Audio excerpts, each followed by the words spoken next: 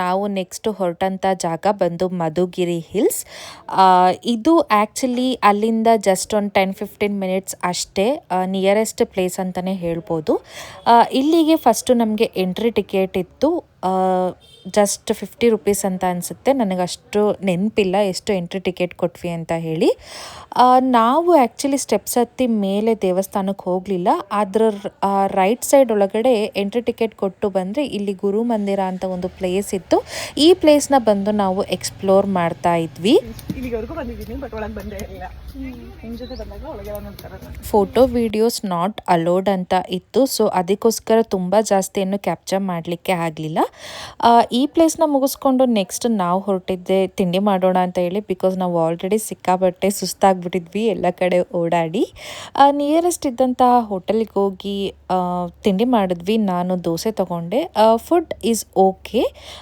Next ತಿಂಡಿ ಎಲ್ಲ ತಿಂದು ಕಾಫಿ ಟೀ ಎಲ್ಲ ಕುಡಿದು ನೆಕ್ಸ್ಟ್ ಡೈರೆಕ್ಟ್ ನಾವು ಹೊರಟಿದ್ದೆ ಮಂತ್ರಾಲಯ.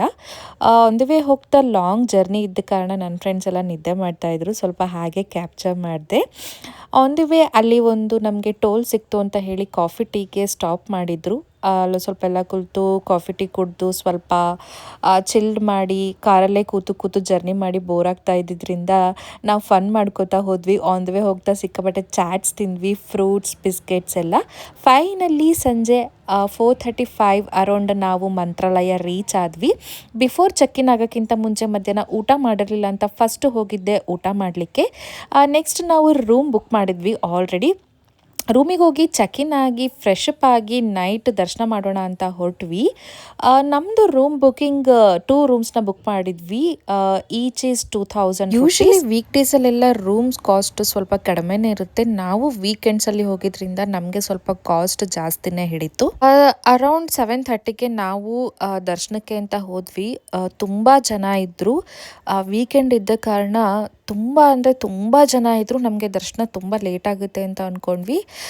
ಬಟ್ ರಾಯರ ಅನುಗ್ರಹ ಆಶೀರ್ವಾದ ಸ್ವಲ್ಪ ಬೇಗನೆ ದರ್ಶನ ಆಯಿತು. ತುಂಬ ಚೆನ್ನಾಗಾಯಿತು ದರ್ಶನ ಮಾತ್ರ. ಪ್ರಸಾದಕ್ಕೆ ಅಂತ ಹೋಗಿ ನೋಡಿದ್ವಿ, ಬಟ್ ಅಲ್ಲಿ ಸಿಕ್ಕಾಬಟ್ಟೆ ಕ್ಯೂ ಇತ್ತು. ನಮಗೆ ಪ್ರಸಾದ ಸಿಗೋದು ತುಂಬ ತಡವಾಗೋಗುತ್ತೆ ಅಂತ ಹೇಳಿ ನಾವು ಹೊರಗಡೆನೇ ಬಂದು ರಾತ್ರಿ ಊಟನ ಮುಗಿಸಿದ್ವಿ. ಏನೇ ಆದ್ರೂ ಕೂಡ ರಾಯರ ದರ್ಶನ ಪಡೆಯೋದು ನಿಜಕ್ಕೂ ಒಂದು ಬ್ಲೆಸ್ಸಿಂಗ್, ಒಂದು ಅದ್ಭುತ.